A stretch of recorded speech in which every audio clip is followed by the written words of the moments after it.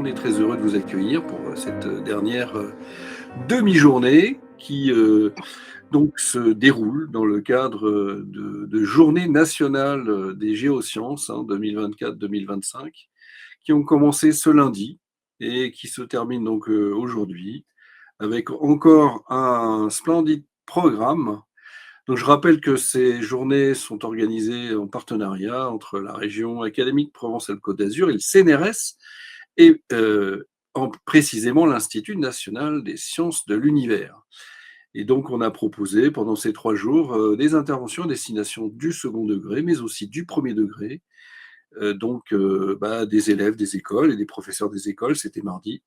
Et aujourd'hui, on est revenu sur le public du second degré. Et j'ai le grand plaisir de vous présenter maintenant Agnès Cousin, qui est donc ingénieure en géologie. Et elle a couplé sa formation d'ailleurs avec un master en planétologie. Elle est astronome adjoint. Alors pourquoi tu m'as mis adjoint? Parce que tu pourrais être astronome adjointe, mais c'est la fonction, c'est ça? Oui. Bon, J'ai ok. pas l'habitude de mettre. Moi, j'ai envie d'insister, parce que nous, on a été très heureux de montrer au fur et à mesure des interventions il y a quand même beaucoup de femmes qui interviennent dans le domaine, qui sont scientifiques. Donc pour moi, tu es une astronome adjointe à l'IRAP de Toulouse et à l'Observatoire Midi-Pyrénées. Et tu es co-PI. Alors là, tu en diras 2 mots, mais ça veut dire que tu as de grandes responsabilités. Donc tu es co-PI de l'instrument Supercam à bord de Persévérance, donc le robot Persévérance. Et tu vas nous permettre de partir à l'exploration de Mars, alors depuis Toulouse, mais avec les robots Curiosity et Persévérance. Donc je vais disparaître pendant la demi-heure qui vient, puis on se retrouve tout à l'heure pour la série des questions. Voilà, à toi Agnès. Merci beaucoup. Bonjour à tous. Oui, je suis co-PI de l'instrument Supercam. Ça veut simplement dire que je suis la responsable scientifique des observations, des activités qu'on fait avec l'instrument Supercam qui est à bord de Persévérance. Et je vous présenterai un petit peu ça tout à l'heure. L'intitulé de mon exposé, c'est Explorer Mars. Avant de commencer, je me disais quand même, fallait que je vous précise où était Mars dans le système solaire. Donc, je pense que vous savez tous, j'espère, mais je voulais en être sûre. Et en fait, Mars, voilà, c'est notre voisine, juste après la Terre, en direction des planètes géantes. Aussi, avant de vous parler vraiment de l'exploration de Mars, je voulais aussi faire un petit peu de pub pour le fabuleux ciel qu'on a en ce moment. Si vous sortez de chez vous, alors là, je me suis mis à Toulouse vers 20h ce soir. Vous allez non seulement voir Mars. Alors, je ne sais pas si vous voyez ma souris, mais voilà, je vais l'entourer. Vous avez Mars qui est dans les Gémeaux, en fait. Et puis, de l'autre côté, plutôt vers l'ouest, vous avez Vénus et Saturne. Et normalement, il y a Jupiter aussi un peu plus haut dans le ciel. Donc, si vous avez l'occasion de sortir ce soir ou dans les prochains soirs, vers 20h, c'est le ciel que vous avez devant vous. Donc, c'est assez super. Et Mars, en fait, on la repère parce qu'elle est un peu plus rougeâtre par rapport à Vénus, par exemple. Et bien sûr, Mars brille beaucoup moins. Voilà. Donc, pourquoi est-ce qu'on peut être intéressé à étudier la planète Mars? En fait, Mars, alors je ne peux pas remonter trop loin parce qu'on n'a qu'une demi-heure, mais déjà, si on remonte dans les années, il y a 150 ans, il y a un astronome qui s'appelait Schiaparelli qui avait une lunette et qui a dessiné ce que vous pouvez voir sur cette image-là. Et en fait, c'est l'image de ce qu'il voyait dans sa lunette en observant la planète Mars.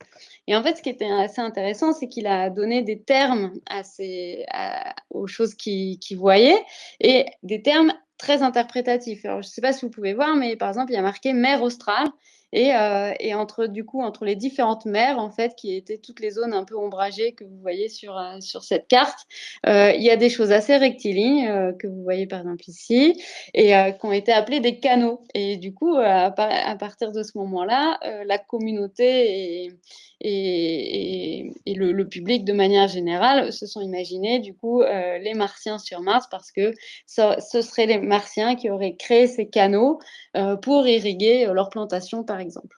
Alors, dès le début des années 1900, en fait, on a commencé à se dire que ça serait un petit peu compliqué vraiment d'avoir ces martiens parce que déjà avec les télescopes au sol sur Terre, par exemple en Californie, on a vite compris que l'atmosphère de Mars était très froide, température négative en moyenne, que c'était pas la même composition atmosphérique, c'était principalement du gaz carbonique. Donc tout de suite on s'est dit ça paraît un petit peu louche. Voilà, donc on a envoyé quand même des sondes. Alors là, je fais un gros bond dans le temps. Je vous montre plutôt des images qui ont été faites via des sondes, des orbiteurs qu'on appelle, donc des satellites qui tournent autour de la planète Mars, qui ont commencé en fait dans les années 60. On envoyait déjà des sondes, mais elles ne tournaient pas autour de la planète. Elles l'ont juste survolée. Elles ont pris quelques photos. Mais je crois déjà à partir des années 70, on avait les premiers satellites. Et ça, c'est donc des images qu'on a prises depuis l'orbite autour de Mars, et ça représente la surface de Mars. Et par exemple, l'image de gauche, vous voyez un réseau de vallées asséchées. Donc c'est vraiment, il y avait des fleuves qui coulaient et qui suivaient selon la pente, et on observe ce genre de choses. Par exemple, si vous prenez une image satellite acquise d'un satellite qui tourne autour de la planète Terre, et vous regardez des images acquises au-dessus du Yémen, vous allez observer exactement la même chose. En bas, vous avez une image d'une vallée, donc pareil, qui est creusée par un fleuve, par exemple, qui est asséché.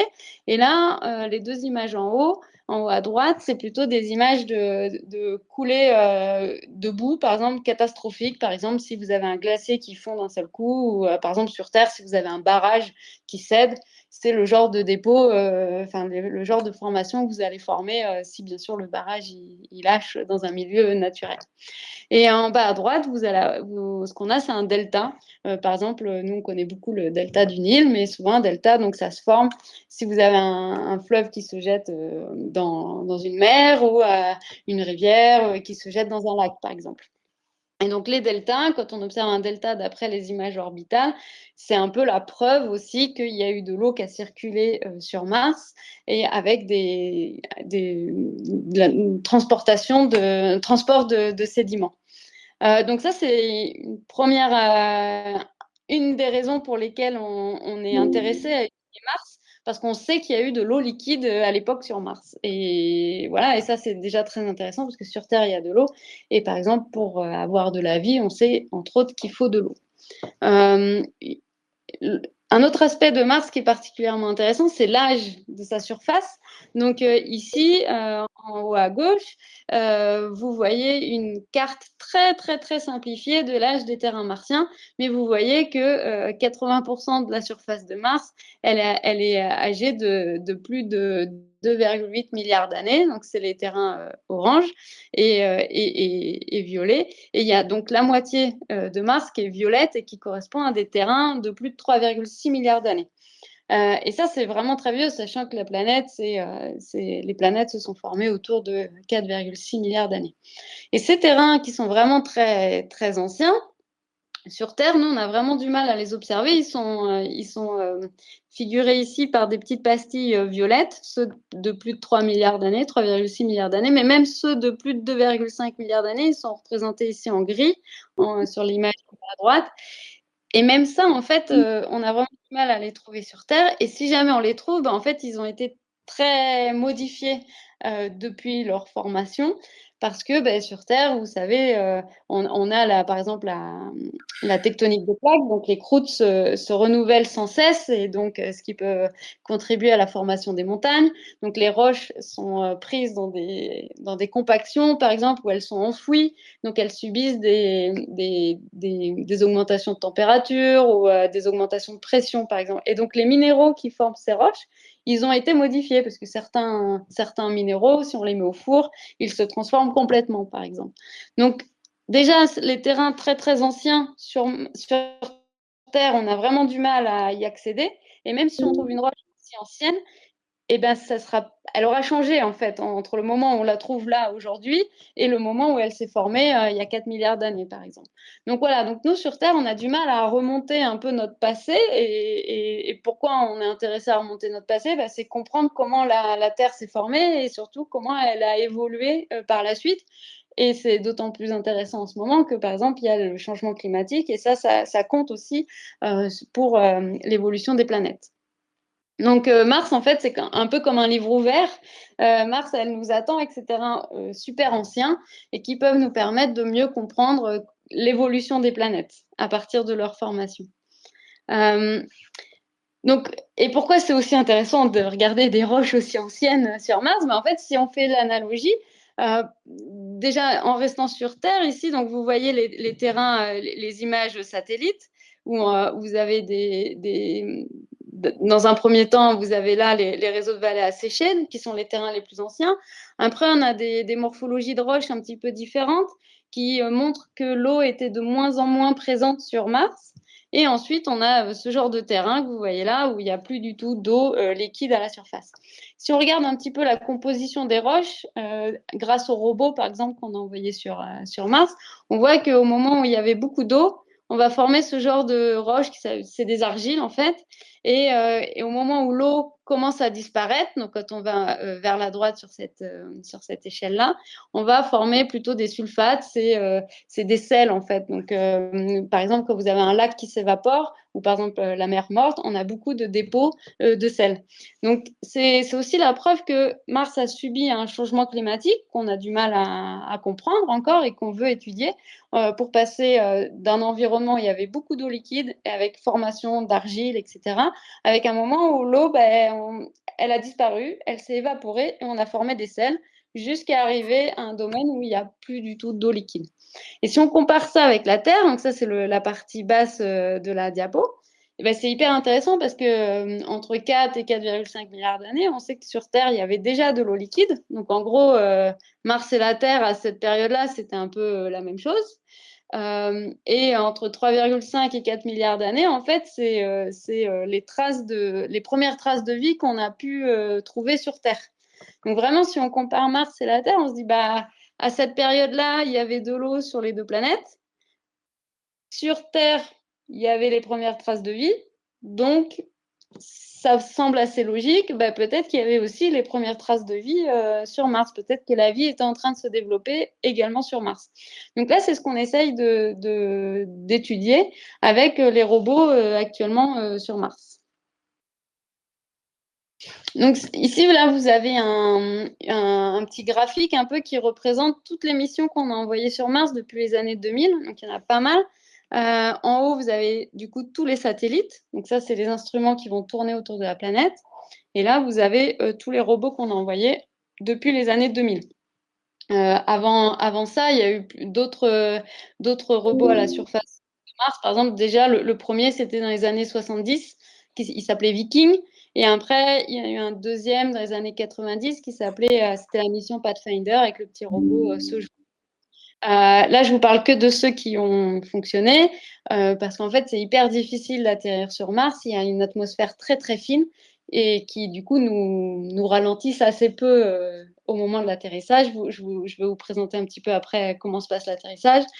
Mais du coup, voilà, il y a eu beaucoup beaucoup de missions qui ont échoué avec des robots qui se sont, par exemple, écrasés ou le parachute qui est retombé sur le robot, etc. Donc, c'est assez difficile d'envoyer quelque chose sur Mars. Donc voilà, donc les satellites qu'on a envoyés, par exemple les 3 premiers, Mars Odyssey, Mars Express et Mars Reconnaissance Orbiter, eux, c'était vraiment pour faire la cartographie de la surface de Mars, parce qu'on voulait comprendre si vraiment il y avait eu de l'eau à la surface de Mars. Et du coup, on cherchait aussi les signatures minéralogiques, donc surtout savoir est-ce qu'il y avait des roches qui contiennent de l'eau à la surface de Mars. Et surtout Maven ici et Trace Gas Orbiter, ça c'est des missions qui ont pour principal objectif de comprendre l'atmosphère de Mars, comment est-ce qu'elle a pu devenir aussi fine et est-ce que c'est vraiment le pourquoi du comment l'atmosphère de Mars a autant changé. Voilà, donc avec les premières missions in situ, donc des robots qui se sont posés, dans les années 2003-2004, il y a eu Spirit Opportunity, c'était 2 robots jumeaux qui se sont posés à 2 endroits différents. Et là, l'objectif principal, vraiment, c'était la recherche de l'eau. Il y a eu Phoenix aussi. Lui, c'était un robot qui ne pouvait pas se déplacer, il n'avait pas de roue, mais on l'a fait se déposer en latitude assez haute où on avait fait l'hypothèse, d'après les données orbitales, qu'il y avait de la glace d'eau sous quelques centimètres de poussière. Du coup, Phoenix, lui, même s'il n'avait pas de roue, il avait une pelle qui lui a permis de faire un petit trou dans le sol et on a pu visualiser cette glace d'eau en subsurface, du coup. Curiosity, donc c'est le rover qui s'est posé en 2012, je vous en parlerai un tout petit peu plus tout à l'heure. C'est le premier de la lignée qui, son objectif principal, c'était plus vraiment chercher les traces d'eau, parce que ça avait été fait avec les robots précédents. Là, c'était vraiment chercher l'habitabilité passée de la planète. Alors, l'habitabilité passée, ça ne veut pas dire qu'on recherche des traces de vie. On essaye juste de comprendre si tous les ingrédients étaient réunis à un moment, à un endroit donné, pour que la vie puisse se développer. Donc, par exemple, il faut de l'eau, il faut les éléments qui constituent la vie telle qu'on la connaît, donc le carbone, l'hydrogène, l'azote, phosphore, etc. Il faut ça, donc ces ingrédients avec de l'eau dans un environnement très stable, et il faut de l'énergie pour que tout ça se combine. Donc ça, c'était vraiment l'objectif principal de Curiosity, chercher l'habitabilité passée de Mars. En 2018, il y a eu InSight. Lui, c'était pour étudier la structure interne de Mars, donc il y avait un sismomètre à bord. Et depuis 2021, il y a le rover Perseverance qui a atterri, donc je vais vous parler un petit peu plus. Mais c'est le premier de sa lignée qui, du coup, ne cherche plus trop l'habitabilité passée de Mars, parce que ça aussi, du coup, ça a été démontré. On va aller encore une petite étape au-dessus. On va chercher les traces de vie passées de Mars. Et là, je m'éloigne un petit peu, mais on a eu un robot chinois aussi qui a atterri en 2021, qui était plutôt encore dans la recherche d'habitabilité passée de Mars, mais c'était la première mission chinoise vers Mars qui a parfaitement fonctionné. Donc, par exemple, les Européens ou les Américains, les Russes, souvent on a eu plusieurs tests avant de réussir à faire poser quelque chose sur Mars. Parfois, par exemple, les Européens, on n'a toujours pas réussi à faire un rover européen. Donc les Chinois ont vraiment été très très forts par rapport à ça. Et dans le futur, ben voilà, on aimerait pouvoir ramener des échantillons martiens sur la Terre pour pouvoir les étudier un petit peu plus en détail. Donc je vous en parlerai aussi plus tout à l'heure. Donc moi je travaille sur deux instruments, donc Curiosity et Perseverance. Donc ça c'est les deux rovers sur lesquels je travaille. Donc ils explorent tous les deux une zone différente de Mars. Curiosity, il s'est posé ici sur Mars, je ne sais pas si vous voyez trop la couleur, et Persévérance un peu plus au nord-ouest, mais quand même à quelques milliers de kilomètres de Curiosity. Donc non, les deux robots ne pourront pas se rencontrer un jour. Voilà, donc Curiosity, lui, s'est posé dans ce cratère-là. Donc l'image que vous voyez à gauche, c'est un gros cratère qui fait 150 km de diamètre. Et il était intéressant, je ne sais plus si j'en parle après, mais je vais vous le dire là, parce que voilà, il y a une montagne centrale, et en fait, d'après les données orbitales, on voyait que au fond du cratère, donc ici, on avait des types de roches qui étaient plutôt des argiles, donc signature qu'il y avait beaucoup, beaucoup d'eau à la surface de Mars à ce moment-là. Alors que la montagne, ici, quand on la monte, il y a de plus en plus de sulfate. Donc ça veut dire que l'eau devient de plus en plus rare. Curiosity, lui, il s'est posé ici, là où il y a la petite ellipse noire.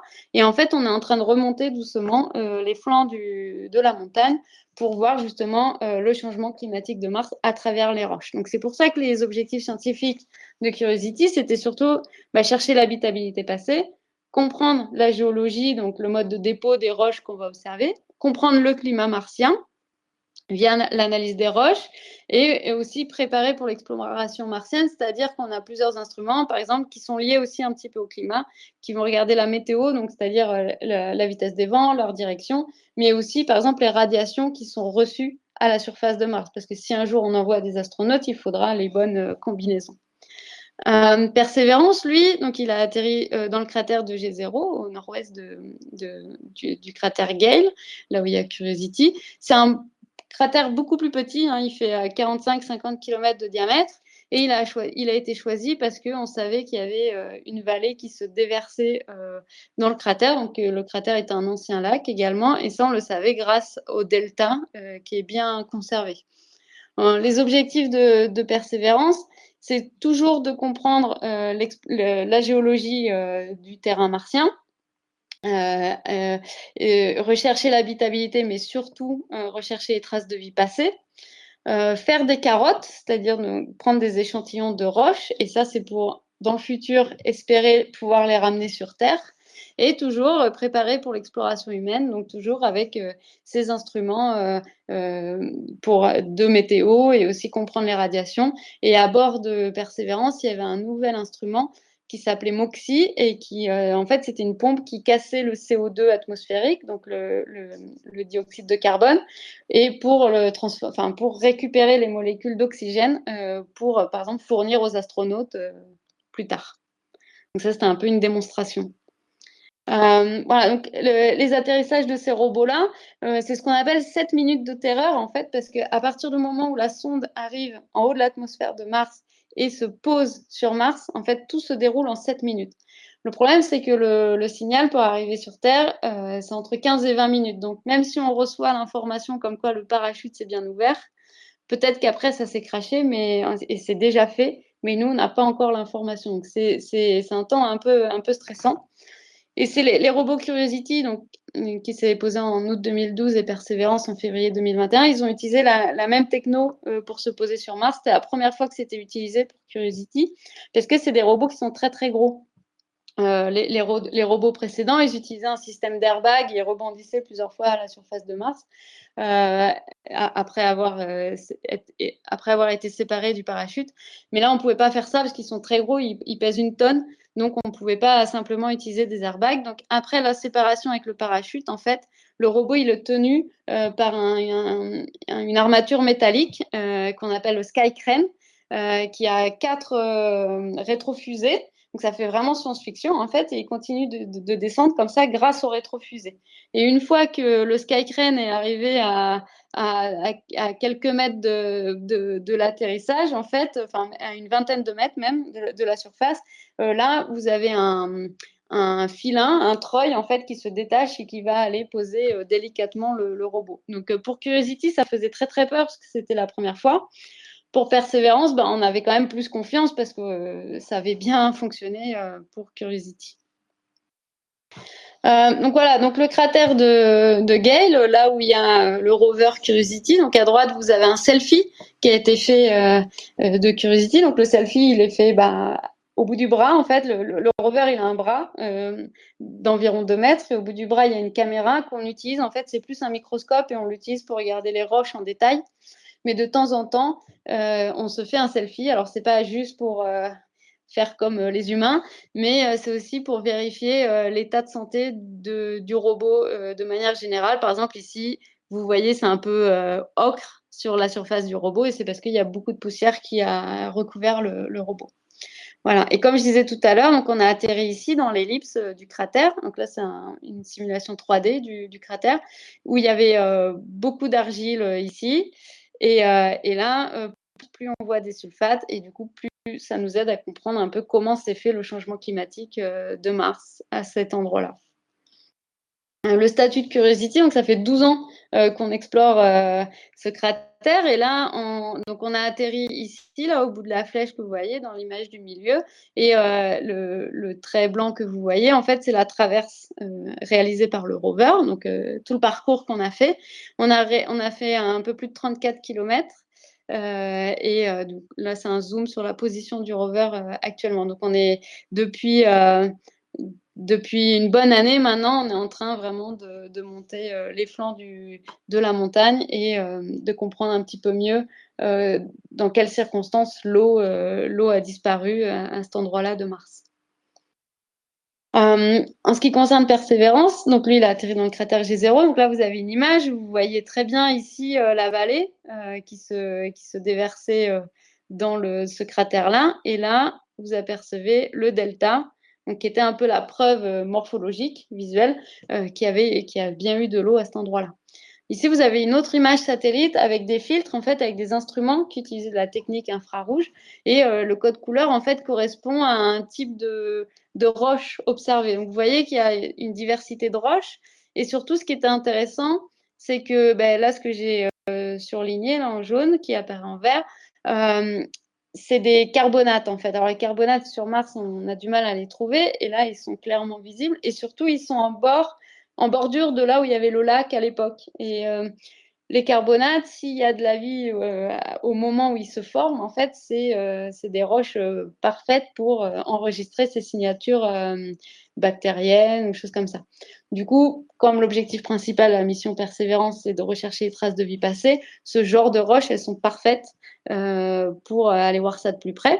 Et aussi, les roches, en fait, sur Terre, souvent, les roches qui sont à la base d'un delta, c'est des roches à grains très, très fins. Et ce type de roche, en général, aussi, garde bien en mémoire les traces de vie qui peuvent exister au moment de la formation de ces roches. Et là, je vous en ai pas parlé, mais donc là, vous avez un selfie aussi de Persévérance. Vous voyez un peu la différence de couleur par rapport à Curiosity. Persévérance, il est encore extrêmement blanc.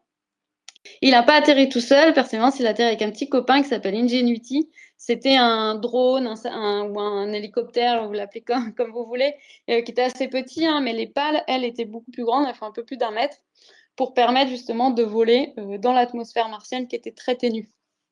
Enfin, qui est très ténue.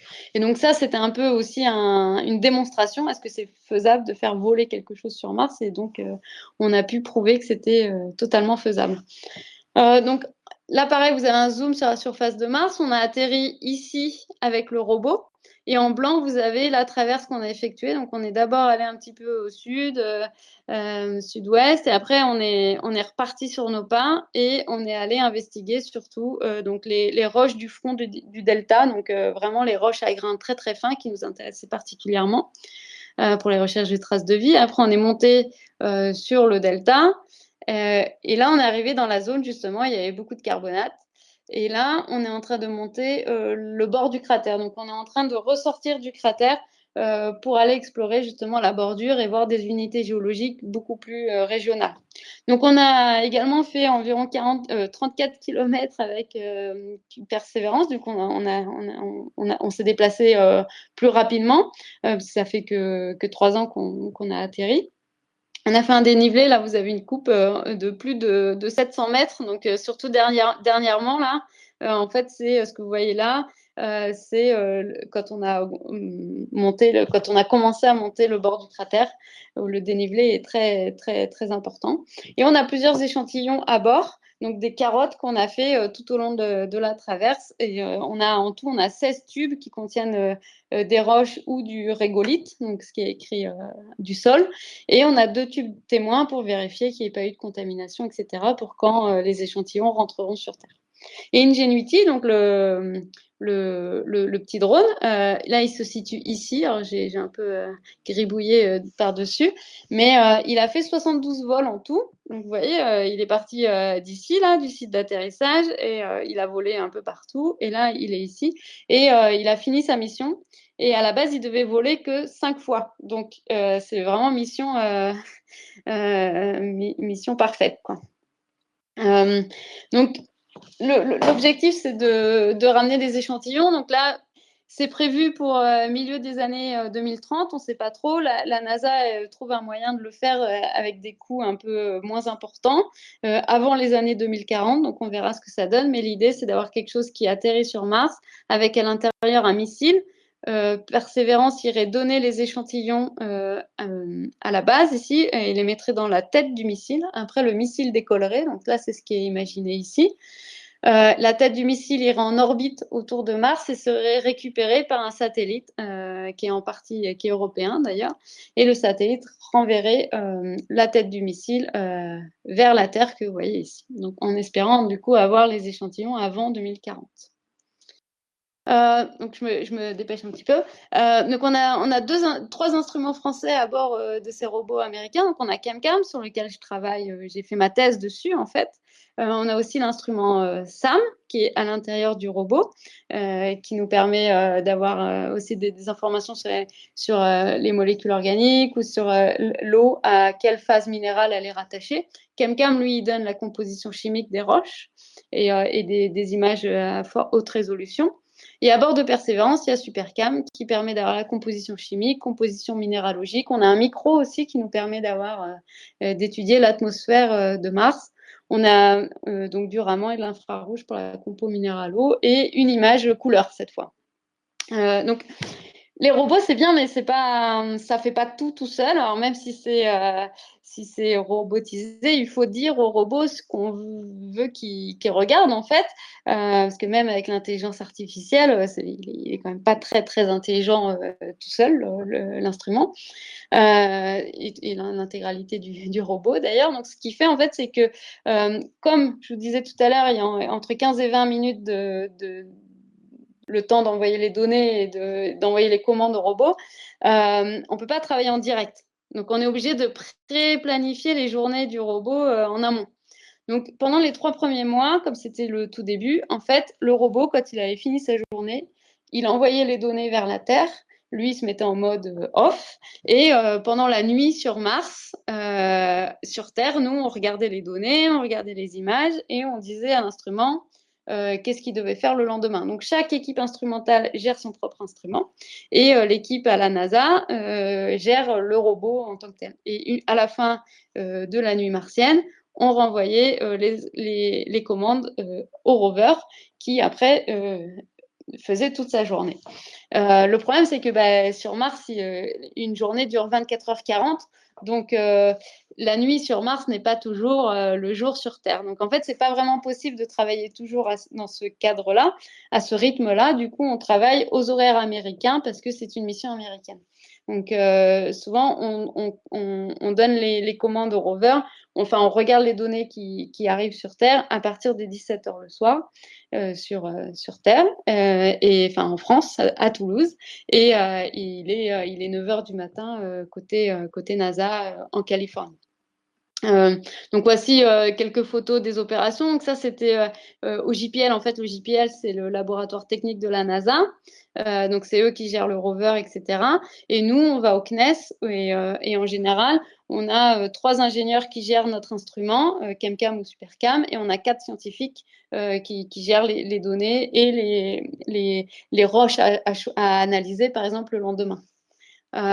Et donc pour la dernière diapo, parce que ça fait déjà 30 minutes, voici un petit peu comment ça s'organise. Donc à 17h à l'heure de Toulouse, on va au CNES et la journée en fait s'organise. Alors c'est pas vraiment la journée parce que on finit vers 22-23h côté scientifique. Du coup, ça nous empêche pas de faire notre journée autrement comme aujourd'hui, il est 14h. Et donc, à partir de 17h, on commence à recevoir les données des instruments. Et à partir de là, on va pouvoir discuter quelle cible est-ce qu'on va analyser le lendemain. Après, on fait une synthèse du plan. Donc, est-ce que vous êtes sûr, vous avez bien choisi vos cibles? Est-ce que les cibles sont intéressantes pour répondre à la question scientifique du moment? Après, on fait la validation des activités. Et après, toute la deuxième partie, ces parties-là, en fait, c'est plus du côté ingénierie. On va vérifier les séquences qu'on va envoyer au rover et aux instruments. On va s'assurer qu'on ne va pas faire quelque chose qui va casser l'instrument ou le robot, etc. En parallèle de ça, toujours, on a des discussions stratégiques. Ça veut dire qu'il y a des équipes scientifiques aussi qui vont discuter des résultats obtenus. Par exemple, pour l'instrument ChemCam ou SuperCam, toutes les semaines, on rapporte le résumé des observations de la semaine. Et chaque équipe instrumentale fait la même chose et comme ça, on peut comparer nos résultats et on peut répondre aux hypothèses scientifiques qu'on avait faites en amont. Voilà, donc j'espère que ça vous a plu. Je vous remercie de votre attention et si vous avez des questions, il ne faut pas hésiter. Merci. Merci Agnès pour ce déroulé et puis pour le respect du temps. Donc on a maintenant un peu de temps pour répondre aux questions des élèves. Donc n'hésitez pas à les saisir dans la fenêtre de chat. Moi, j'ai plein de questions qui me sont venues en t'écoutant. Il y a vraiment de superbes images. Je voulais pour un peu lancer la discussion, j'avais une interrogation. Alors, ce qui est intéressant aussi, c'est le côté très concret, hein, des activités que vous avez.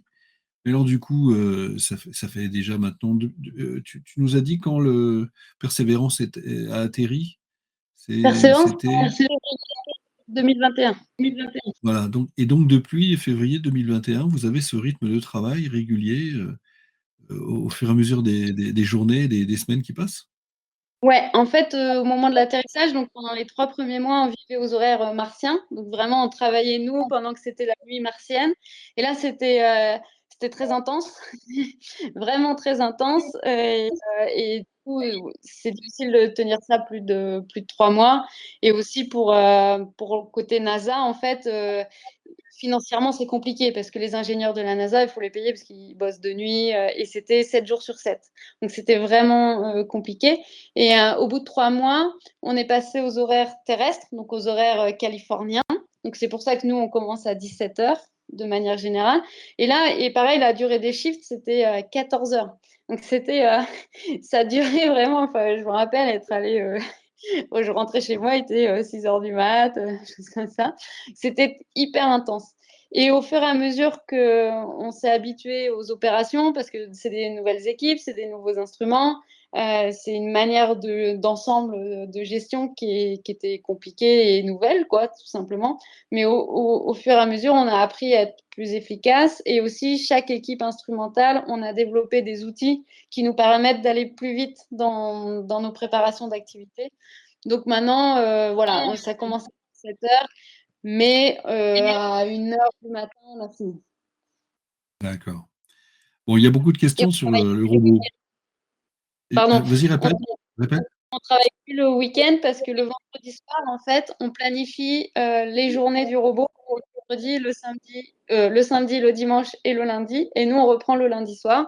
Et donc oui, le robot, il travaille tout le temps, mais il nous permet aussi de nous reposer. Oui, oui. Et donc, du coup, là, on voit bien l'importance de la planification, hein. C'est un mot apparemment très important dans ce que tu décris. Alors, justement, enfin, et parce que je vois qu'il y a plein de questions sur le robot, moi, je vais encore me donner l'autorisation de te poser une question qui m'est venue, mais comment sont justement planifiés et préparés les déplacements? On voit bien, Ah ouais. ça, je pense qu'il y a quelque chose d'important là. Parce que là, est-ce qu'on a des cartes suffisamment précises? Enfin, et le robot, est-ce qu'il va pas se retrouver face à des rochers qu'il peut pas contourner? Enfin, voilà. Comment ça se passe? Alors effectivement, on a des cartes très précises grâce aux satellites en fait, et une fois qu'un site d'atterrissage est choisi, on demande aux satellites de faire des images supplémentaires s'il en manque. Donc on a quand même des images très précises et aussi on utilise les images de la caméra de navigation en fait pour gérer les déplacements au quotidien, quoi, d'une journée à l'autre. Ça D'accord. arrive de tomber une année avec une grosse roche, surtout que pour les déplacements, alors, il y a 2 modes de déplacement. Il y a le mode, manuel où, les ingénieurs, côté NASA, ils disent: «Bah, tu vas faire, 50 mètres dans cette direction, puis 30 mètres dans l'autre direction», voilà.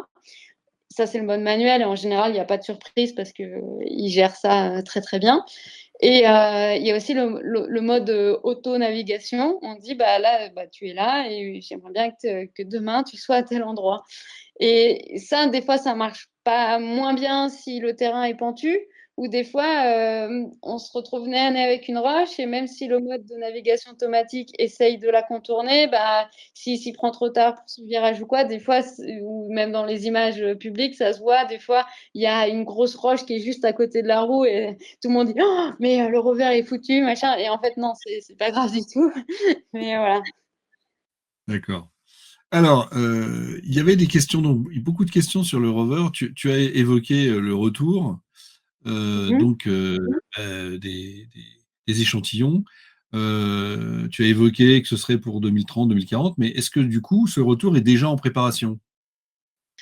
Alors, ça dépend ce qu'on appelle préparation, mais donc donc le JPL là, qui est le laboratoire technique de la NASA, jusque-là, il travaillait dessus avec, une certaine vision, pour ce Mars Sample Return.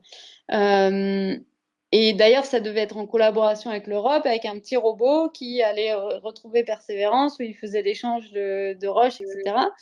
Et ça n'a pas pu se faire parce que l'Europe, on n'a toujours pas réussi à faire un robot qui s'est posé sur Mars. Et il y a aussi des problèmes financiers côté américain, côté NASA. Du coup, récemment, l'été dernier, ils ont fait un appel d'offres pour réouvrir au public, donc aux industriels, en disant si vous pouvez faire mieux, moins cher, plus rapide, donc avant les années 2040, ce serait top. Et là, du coup, la NASA, elle est en train d'explorer 2 modes. Le mode, c'est le JPL qui gère, donc la NASA qui gère en récupérant, en utilisant des savoir-faire qui sont bien connus, bien maîtrisés, et un mode où c'est des industriels. Et ils sont en train d'évaluer, en fait, d'un point de vue ingénierie, qu'est-ce qui est le plus faisable et les coûts, etc. Donc, après, la préparation, elle se fait aussi sur le terrain. Donc, parce que vraiment, Persévérance, l'objectif, c'est de. En fait, Persévérance, c'est la première étape du retour d'échantillons. Donc, Persévérance, il doit récupérer des échantillons. Mais ces échantillons, on ne les prend pas au hasard, quoi. Ça a été étudié déjà avant l'atterrissage, au moment où l'équipe Persévérance s'est mise en place, donc les équipes instrumentales, mais aussi les scientifiques associés. Il y a eu plusieurs groupes de travail qui sont mis en place pour le fond du cratère, le delta, etc. Et ils ont regardé les images satellites et ils avaient déjà défini les endroits absolument où le rover devait aller parce que, par exemple, il y avait 2 unités géologiques, 2 types de roches en contact. Et c'est le meilleur endroit pour aller étudier les 2 roches et comment elles se sont formées, etc. Si c'est des roches magmatiques, c'est particulièrement important pour ramener sur Terre parce qu'on va pouvoir dater ces roches, chose qu'on ne peut pas faire depuis Mars. Du coup, voilà, donc la préparation, elle se fait sur le terrain avec Persévérance tous les jours. Et en amont, côté NASA, ça se prépare aussi, mais la mission n'est pas encore sélectionnée, quoi, comment ça va se faire exactement. Justement, le Collège du Mont d'Or nous demande, mais comment les échantillons, ils sont dans une boîte, dans un tube, et puis est-ce que ça finit pas par être un peu lourd, parce que j'imagine que le rover les transporte, enfin, il a une remorque pour transporter tout ça? Alors, j'attrape justement, je ne l'avais pas mis à côté de moi. En fait, les tubes à échantillons, ça ressemble à ça. Donc, quand on fait un forage avec le bras, les échantillons, ils sont gardés là-dedans, quoi. Donc, c'est plutôt dans cette partie-là du tube. Donc, ça fait 9-10 cm. Et le diamètre, c'est 1,3 cm. Donc, les échantillons, en soi, ils sont assez petits. Et il me semble qu'ils font 15 grammes, entre 15 et 20 grammes. Du coup, c'est pas très très lourd. Là, on en a 16 à bord, je crois. Donc, ça représente pas des kilos. Hein. C'est voilà, quelques centaines de grammes au maximum. D'accord. Et il a de la place quand même, donc il a de quoi. Hein. Oui, en fait, ils ne sont pas stockés n'importe comment, ces tubes. En fait, chaque tube qu'on prend au moment du forage, ils ont un petit numéro de série, etc. Et ils sont rangés sous le rover. En fait, il y a un autre système de bras. Et donc, une fois qu'on ingère le tube, en fait, il arrive sous le rover. Il y a un petit bras qui récupère. On fait plusieurs analyses. Ça va estimer justement la quantité de roche qu'on a réussi à prendre. On va fermer le tube aussi de manière hermétique et après on va le ranger dans un porte-tube. Donc ils sont tous à leur place et tout. Donc il y a autant de place que du nombre de tubes. D'accord. C'est pas un problème. Ouais. J'ai pas vu de panneau solaire, donc c'est de l'énergie nucléaire, c'est quoi? C'est ça, ouais. En fait, à l'arrière du rover, on a une pile radioactive, quoi. C'est du plutonium. Et le plutonium est instable de manière naturelle. Donc, on ne fait pas une réaction instable. Hein. C'est vraiment la désintégration naturelle du plutonium qui va créer de la chaleur. Et en fait, on transforme cette chaleur en énergie. Les panneaux solaires, ils étaient utilisés jusqu'à Curiosity, par exemple pour les Mars Exploration Rover au début des années 2000. Mais eux, ils étaient tout petits, quoi. Ils arrivaient à la taille d'un adulte et ils avaient assez peu d'instruments scientifiques. Avec Curiosity et Perseverance, il y a beaucoup plus d'instruments. C'est des missions qui sont censées être plus longues. Curiosity, ça fait 12 ans, par exemple. Et avec des panneaux solaires, on n'aurait pas pu se déplacer Mm. autant, même si Spirit avait fait quand même pas mal à l'époque. Mais surtout, on aurait eu beaucoup de difficultés. Alors, certains instruments n'auraient peut-être pas pu marcher du tout juste avec les panneaux solaires, mais en tout cas, on aurait eu beaucoup de difficultés à utiliser tous les instruments en même temps. Oui. Et puis en plus, tu nous l'as montré sur certaines images, il y a quand même pas mal de poussière, donc les panneaux avec la poussière, ça fait pas bon ménage, hein. Et malheureusement, c'est souvent pour ça que ça se termine avec des panneaux solaires. Par exemple, InSight, ça fait partie du souci. Et le rover chinois, pareil, souvent quand l'hiver approche, ils sont obligés de couper pour garder de l'énergie. Et pendant l'hiver, les panneaux solaires se retrouvent complètement plein de poussière. Et du coup, ils n'arrivent pas à avoir Et ouais. d'énergie pour démarrer, quoi. Et parce qu'il y a des tempêtes de poussière sur Mars, hein. Oui, il y en a beaucoup. Alors après, si vous avez vu le film Seul sur Mars, même s'il y a Oui, des justement, tempêtes, moi, j'avais une question. Ton avis de scientifique, là, ça tient la route, là, seul sur Mars? ça tient à peu près la route, sauf la scène de départ où il y a vraiment une tempête avec des Une choses qui tempête de s'envolent. sable? Oui. En fait, sur Oui. Mars, l'atmosphère est tellement ténue que même si ça souffle à 110 km/h, en fait, comme il y a peu de particules dans l'atmosphère, ça crée assez peu de vent, quoi. Donc, un vent à 100 km, en fait, c'est juste une petite brise sur Mars. Mm. Du coup, ça, par rapport à celle sur Mars, ça marche. Ça, c'est pas Et c'est très surtout de la cohérent. poussière, c'est surtout de la poussière, donc des particules très fines qui sont soulevées. Voilà, c'est de la poussière qui est soulevée. Et alors, des fois, ça peut, par exemple, pour les panneaux solaires, des fois, ça peut balayer les panneaux solaires, ça peut les Oui. nettoyer. Et des fois, ça fait l'effet inverse. Justement, ça transporte la poussière et ça la fait se déposer. Ouais. Mais il y a des grosses tempêtes. Et des fois, Mars, on a du mal à voir la surface parce que c'est recouvert totalement, quoi. Trop de particules en suspension dans l'atmosphère. Alors, s'il y a une avarie, enfin, un problème mécanique, tu envoies un robot mécanicien? Comment ça marche là? Il y a des systèmes d'auto-réparation? Alors, auto-réparation, oui, mais pas avec un robot qui ça, c'est pas possible. En fait, on a des instruments, des répliques instrumentales, dans le laboratoire qui a créé l'instrument. Donc, par exemple, ici à Toulouse, on a la réplique de ChemCam, la réplique de SuperCam, et à la NASA, ils ont la réplique du robot. Par exemple, je sais pas, j'ai 2 anecdotes. Pour Curiosity, au début où on a atterri, on s'est rendu compte que les roues, elles étaient trouées très, très rapidement. Mais bien plus rapidement que ce que la NASA avait imaginé sur le vieillissement des roues. Et du coup, ils ont utilisé la réplique du rover pour essayer de comprendre ce qui se passait. Et par exemple, on a atterri dans un terrain où les roches étaient pointues, en fait, étaient érodées par les vents. Et ça forme ce qu'on appelle les dry counters. Et donc, ça fait des pyramides, en fait. Et c'était très abrasif pour les roues. Et donc, en faisant des tests au JPL, là, la NASA, ils se sont rendus compte qu'en conduisant en marche arrière, pour un moment, en fait, ça abîmait moins les roues. Donc, c'est ce qui a été fait pendant un certain temps avec Curiosity.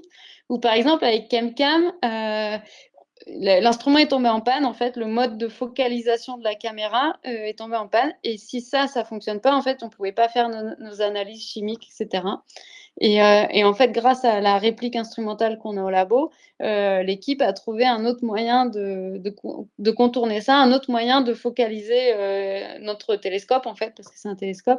Et grâce à ça, on a pu renvoyer un nouveau code vers le rover, en fait, parce que tout ça, c'est de la programmation, c'est du software. Et du coup, on a pu modifier le programme de l'instrument pour continuer à l'utiliser. Et là, ça doit faire 9 ans qu'on a fait ce changement, ce patch de programmation, D'accord. et ça marche très bien. G0, bon, on a bien compris que ce cratère avait été choisi parce qu'il est intéressant du point de vue de la recherche de traces de vie. C'est un cratère qui est susceptible d'accueillir une mission martienne, une mission humaine, ou c'est pas du tout prévu? Enfin, Ah, c'est une ça excellente. pose la question parce que j'ai des questions sur les missions martiennes et quand est-ce que c'est prévu et évidemment où alors. Alors, pendant un temps, on parlait de si on envoyait des gens sur Mars, ça serait par exemple dans des tubes de lave. Donc, parce que ça peut abriter un peu des radiations venant de l'extérieur. Et aussi parce qu'à l'intérieur de ces tubes de lave, il pourrait y avoir de la glace d'eau. Donc, une ressource en eau assez facile à utiliser pour les astronautes. Il y avait ça, ou sinon il y a vers les pôles aussi, parce qu'il y a de la glace d'eau. Voilà, après, j'ai l'impression qu'on entend moins parler d'envoyer des hommes sur Mars. Alors, je ne sais pas si c'est juste moi qui en entend moins parler ou si c'est la réalité. Pour le moment, tous les yeux sont un peu braqués sur le retour d'échantillons, quoi. Déjà, si on n'est pas capable de ramener des échantillons de Mars vers la Terre, ça paraît un petit peu difficile. Comment on va ramener des humains, quoi, c'est ça, hein. Voilà, et chose que j'ai pas dit, c'est que dans le meilleur des cas, pour aller sur Mars, il faut entre 6 et 9 mois. On peut, sauf si on crée des moteurs encore plus puissants, mais même les fusées d'Elon Musk et tout, elles, ce qu'elles savent faire, c'est vraiment se poser à la verticale et redécoller. Je sais pas si elles savent aller vraiment plus vite, mais c'est 6-9 mois de voyage pour des gens, c'est quand même assez compliqué. Et pour espérer avoir un retour en 6-9 mois, il faut rester pas loin de 2 ans sur la planète, quoi. Donc, c'est une Oui, longue mission. voilà. Donc, cette glace martienne, elle était à l'état liquide à une certaine époque. Ça veut dire que les températures étaient plus élevées. Parce qu'aujourd'hui, il y a de la glace. Il n'y a plus que de la glace, hein, la glace d'eau. Bah, ça, on se pose beaucoup de questions. Moi, par exemple, quand j'étais à la fin de l'université pour mon master en planétologie, j'ai appris que à l'époque, là, vers 4 milliards d'années, sur Mars, il faisait chaud, et humide, donc un peu comme la Terre en ce moment. Moi, j'ai appris ça parce que cette idée venait que bah, s'il y avait de l'eau liquide, il fallait des températures plus clémentes. Alors, ceux qui sont au lycée, vous avez peut-être vu déjà les diagrammes de phase, où à une certaine gamme de température et de pression, ben, vous avez l'eau sous forme, l'eau sous forme de glace, l'eau sous forme de vapeur et l'eau sous forme liquide. Et pour que l'eau soit liquide, il faut des températures positives et une pression quand même un peu élevée, entre guillemets. Donc à l'heure actuelle, on a des températures négatives sur Mars et une pression très basse, moins de, c'est autour de 5-6 millibars. Donc c'est vraiment pas beaucoup. Donc l'idée c'est que à l'époque, s'il y avait de l'eau liquide, il y avait forcément une température plus élevée et une pression plus élevée.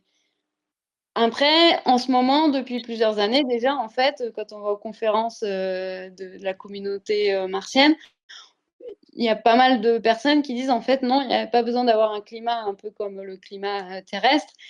Si ça se trouve, Mars pouvait être de manière générale très froide, mais de temps en temps, parce que par exemple, elle a changé pas mal d'axes, etc., de temps en temps, il faisait suffisamment chaud pour faire fondre les glaciers, etc. Et ça pouvait être suffisant, le débit, etc., pouvait être suffisant pour créer ces vallées, ces réseaux de vallées qui sont maintenant asséchés. Alors, Voilà. du coup, il y a bien une calotte qui, au cours des saisons, a tendance à fondre. C'est de l'eau aussi, mais alors, elle va où cette eau quand elle fond? Enfin, cette En glace. fait, la calotte, elles ne font pas vraiment. Ah, Alors, en fait, je sais. Alors, oui, elles varient un peu avec les saisons, mais elles font pas, quoi. Elles se subliment d'un seul coup. Et c'est ça ça participe au transport de l'eau, mais sous forme de vapeur ou de glace plutôt.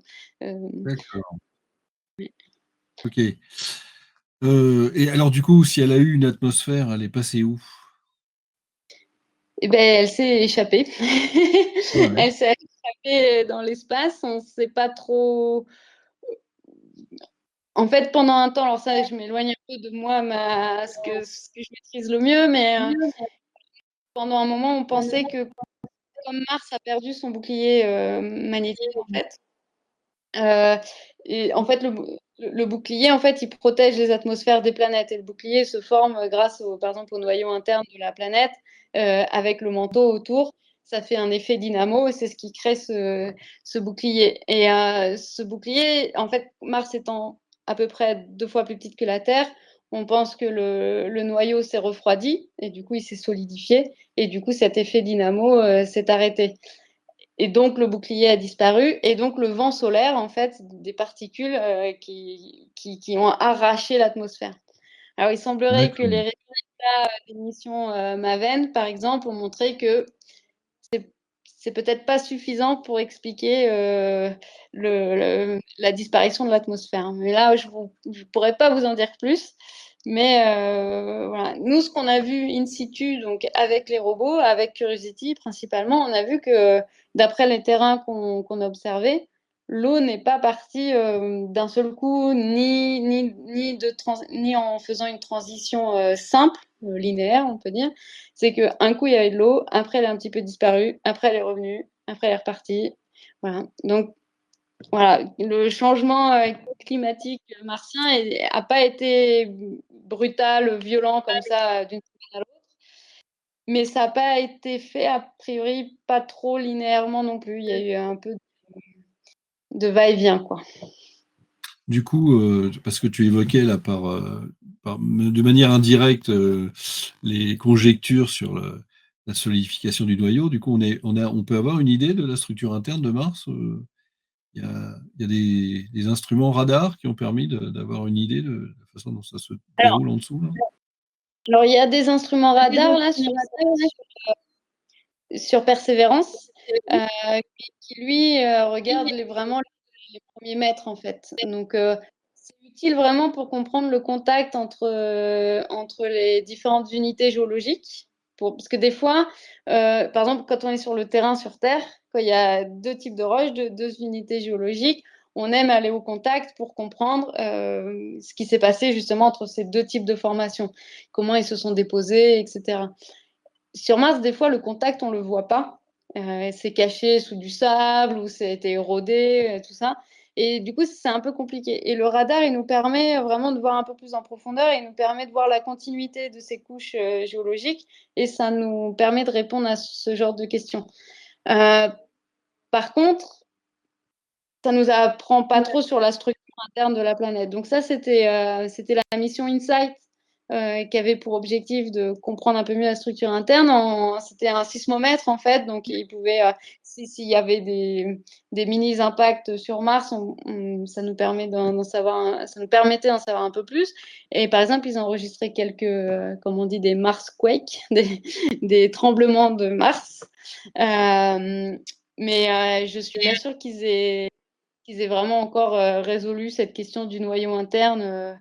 Et il me semble avoir lu qu'en fait, il n'était pas forcément solidifié. Mais voilà, je ne pourrais pas en dire beaucoup plus. Mais on a quand même un volcan gigantesque sur Mars, hein, c'est ça? Oui, c'est le plus gros volcan du système solaire, un volcan bouclier. En fait, la lave était tellement visqueuse en fait que bon, ça a quand même coulé sur plusieurs kilomètres, mais ça forme quand même un gros pâté, quoi. Et si on posait un rover au pied du volcan, par exemple, il se retrouverait d'abord devant une falaise et après la pente est très très douce pour le coup, mais il faut réussir à monter sur le bord du volcan. Au niveau actualité, il y a des robots qui vont être lancés, là. Tu as une idée des prochains Alors, programmes là qui sont prévus? je sais que les Chinois ont pour objectif d'envoyer un autre robot sur Mars. Que je dise pas trop de bêtises, je pense que c'est 2035, quelque chose comme ça. Je ne sais pas où ils veulent se poser, mais l'objectif, c'est de ramener un échantillon sur Terre aussi. Mais ils n'ont pas la même stratégie que la NASA. Ils se posent, ils ont une pelle ou quelque chose pour prendre un échantillon et ils le ramènent. Donc, ils n'ont pas tous les instruments, par exemple, pour étudier le contexte, parce que la stratégie de la NASA, c'est on essaye de comprendre le contexte géologique, quel genre de roche c'est, est-ce que ça va nous apporter des infos sur les traces de vie ou sur la datation de la surface de Mars ou sur la croûte primaire martienne, etc. Et une fois qu'on pense que l'échantillon va nous ramener vraiment des informations, on fait le forage et on le stocke. Les Chinois, eux, c'est plutôt on se pose, on prend un échantillon, n'importe lequel presque, et on le ramène. Voilà. Donc, mais les Chinois, voilà, ils ont l'intention de faire ça. Je crois que c'est dans les années 2035. Et les Américains, pour le moment, on entend. C'est pas la priorité. La priorité vraiment est sur le retour d'échantillons. Il y a dans les plans quelque part, il y a un énorme drone hélicoptère avec des instruments à bord cette fois, parce que là, Ingenuity qui était avec Perseverance, c'était vraiment une démonstration en fait. Est-ce que ça peut fonctionner? Et du coup, il était tout petit. Il y avait une caméra type GoPro à bord qui marchait quand même super bien. Et du coup, cette fois-ci, ils ont l'intention de mettre des caméras à haute résolution et peut-être des instruments qui pourraient nous permettre d'accéder à la composition chimique, minéralogique, etc. Mais ça, il n'y a pas vraiment de date encore. Ok, bon, merci beaucoup Agnès. En tout cas, et je termine en disant qu'on est très mal. Et il faut insister aussi auprès des filles pour leur montrer qu'il y a des métiers qui sont aujourd'hui représentés par des femmes. Et de plus en Oui, plus. puis ça pose absolument aucun problème d'être une femme dans ce genre de métier. Bon, c'est super. Alors on se dit encore merci beaucoup. On se dit au revoir, hein, Agnès. J'espère qu'on aura l'occasion de se retrouver parce que c'est passionnant le récit que tu nous as fait hein, sur ces aventures martiennes avec ces robots. Et ben on continue notre après-midi. On te dit au revoir. Au revoir, merci pour l'invitation et bonne continuation.